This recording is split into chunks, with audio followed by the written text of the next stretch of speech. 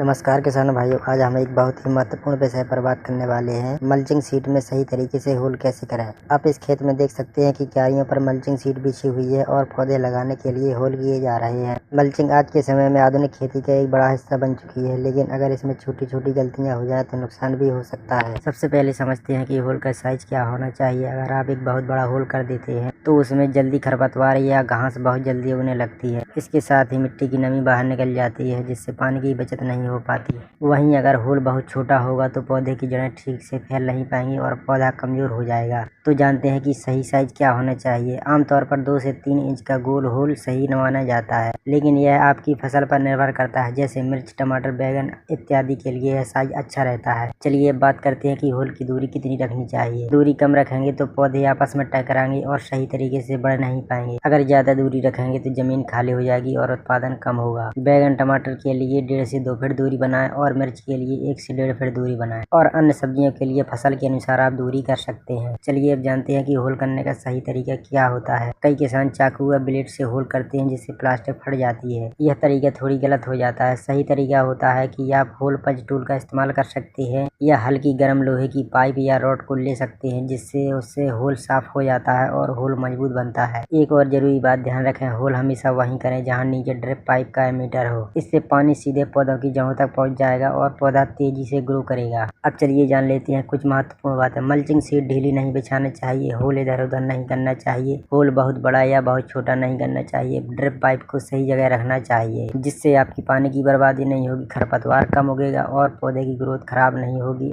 यदि आप इस प्रकार की कोई गलती नहीं करते हैं तो खेत में नमी बनी रहती है और पैदावार अच्छी होती है, जिससे आपका मुनाफा बढ़ता है। मल्चिंग शीट करने के बाद समय समय पर पूरे खेत को चेक करते रहने चाहिए। अगर शीट कहीं फट जाती है या होल खराब हो जाता है तो उसे तुरंत सही कर दें। धन्यवाद किसान भाइयों। ऐसी ही खेती की जानकारी के लिए हमारे चैनल को लाइक और सब्सक्राइब जरूर करें।